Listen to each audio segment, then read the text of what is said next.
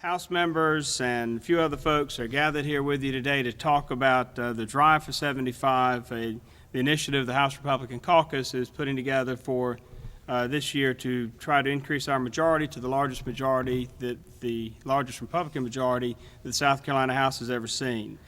Several folks with us here today. Karen Floyd, the chairman of our state Republican Party. Karen, great to have you with us. Thank you for coming.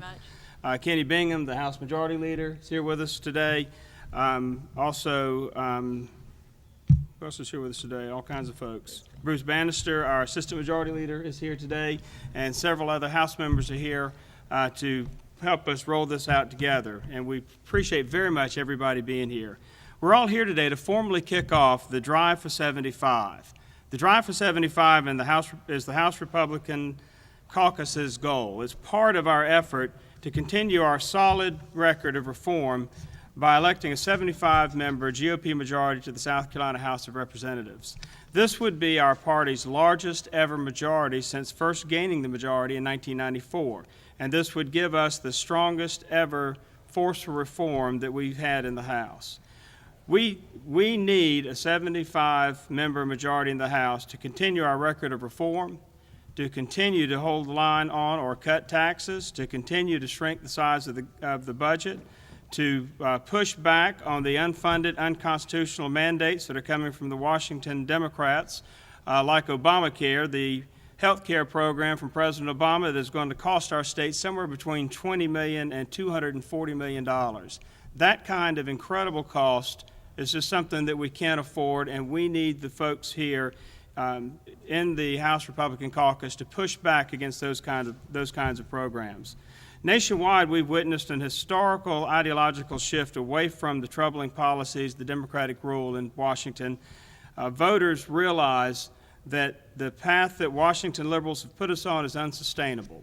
They want conservative reforms. Frankly, they want what the South Carolina House Republican Caucus has been doing for the last several years, because the South Carolina House Republican Caucus is a conservative, reform-minded body with a proven record of accomplishments, not only supporting conservative reforms, but successfully passing those reforms in the House. Our caucus supports transparency because a more open government makes for a more accountable government. We adopted a rule in the House authored by Representative Nikki Haley that put more of our votes on the record.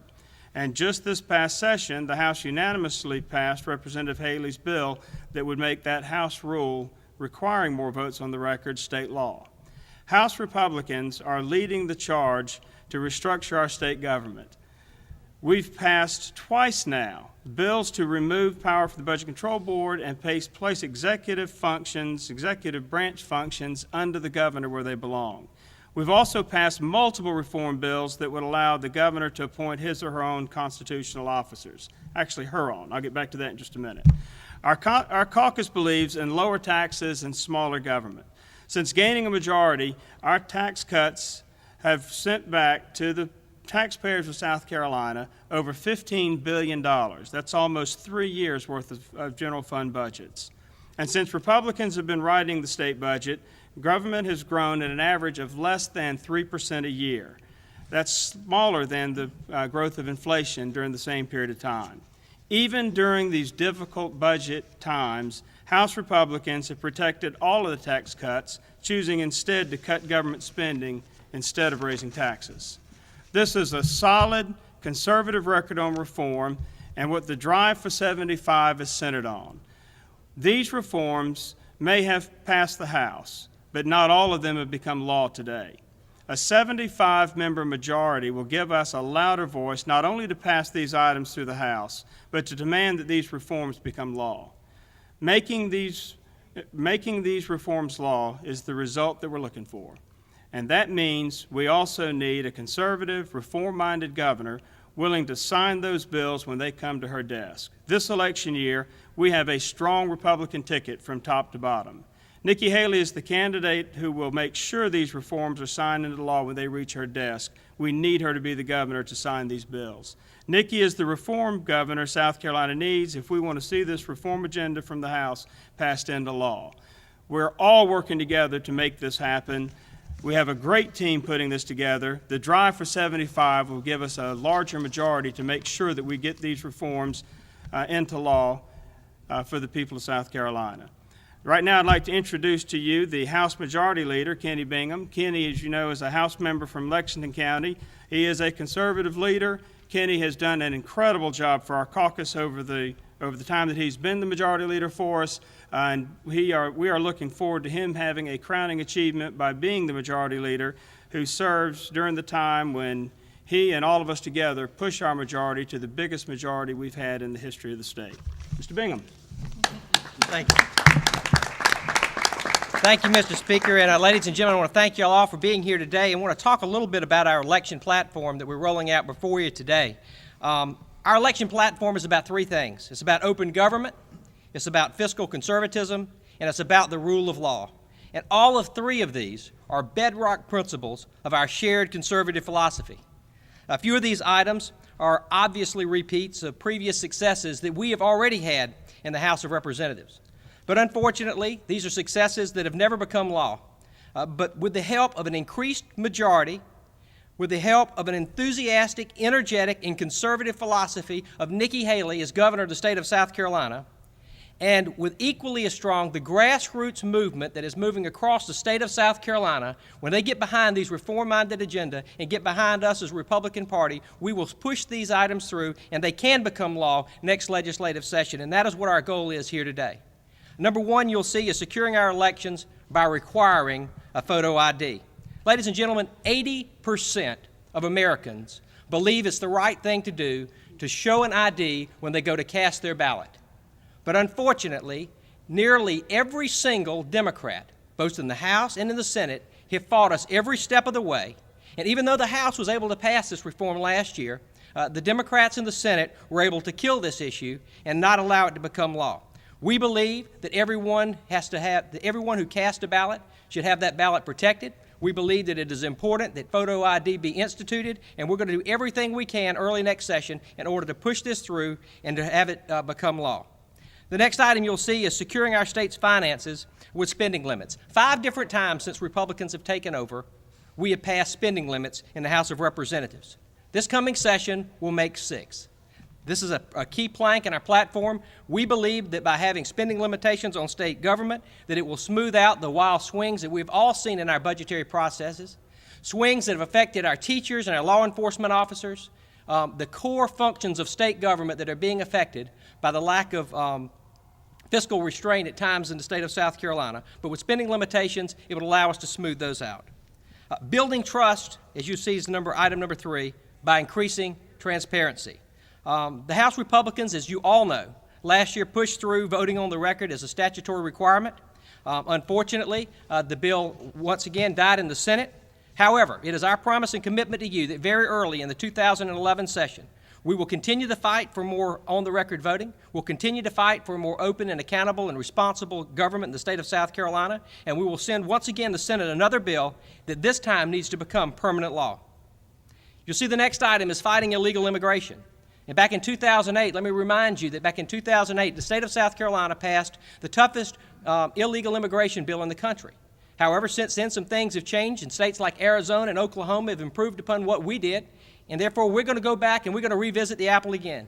And we're going to take another bite out of it, and we're going to use Arizona and Oklahoma as models for a new immigration package that we believe will help protect our workers, protect those who are here legally, but at the same length of time will uphold the rule of law that we've established in our country. Last you'll see is building a stronger economy through work on tort reform. We all know that small and medium-sized businesses are truly the backbone of our economy, and that through them is how we're going to lower our unemployment rate here in South Carolina. Therefore, protecting these businesses from the ongoing threat of debilitating lawsuits we know will lower their cost and boost their opportunity for job creation. That's why we as Republicans have led the charge in the House last year. Last year we passed tort reform. Unfortunately, before the session ended, it did not make it into permanent law, but we will resurrect that again this coming year, and we are committed now more than ever to making sure that we pass a strong tort reform bill so that all of our businesses can thrive and prosper in the state of South Carolina as they should. Now I will turn it over to someone who has been an absolute jewel for the state of South Carolina, someone who has led our Republican Party with excitement, with energy, with enthusiasm, and with character and a standard in which we all should try to live up to. Karen Floyd has done a wonderful job, and she has a few words to say about her help and her working with us on the Drive to 75. Karen, please come forward. Thank you, Candy. Well, you all are an awfully stern group. I got to tell you, this morning we started out and there was laughter and jubilance, and then at lunchtime there was lots of clapping, and everyone is very, very tight. So I'm going to take you a couple of levels. I'm going to begin by turning to the Speaker of the House of Representatives, my friend, and I want to formally thank you for your leadership, and all of us thank you for your leadership in helping us to put together Drive to 75. And I mean that truly. I'm also joined by Lou Nolan, the executive committee woman from Richland County, and I can tell you, as we've traveled across the state, we've had, I heard you laugh. We've had literally executive committee folks and party chairmen coming and saying the Drive for 75 is absolutely critical, and we wholeheartedly support it and endorse it. I can tell you, we have two children, Chris and Ernie, and when I think of the legacy that's being left to our children, and I say that with tongue in cheek, the debt that our children will be having here forward, it's something that will really affect all of us. And so what we see in Washington, we really have a chance to change. We've held so strong in the state of South Carolina this idea of conservative reform. And the idea of the Drive for 75 is taking conservative reform one step up by electing true conservative reform-minded House members across the state of South Carolina.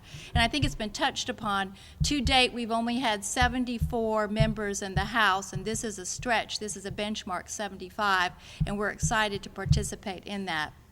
I'm going to close by sharing with you all that as we move forward and elect these conservative, reform-minded Republicans, we will stand true as a Republican Party that believes solidly that we are so much stronger together than apart, and we are united and will fight to win these elections, beginning with our great U.S. Senator Jim DeMint, our soon-to-be Governor Nikki Haley, these tremendous House of Representative members, new and old, that have come together, and we're asking for everyone's support. This is an exciting time to be a Republican, and we are delighted to take part of the Drive for 75. And Mr. Speaker, I'll turn it back to you, sir. Thank you so much for having us here. Absolutely. Thank you, Karen. Thank you.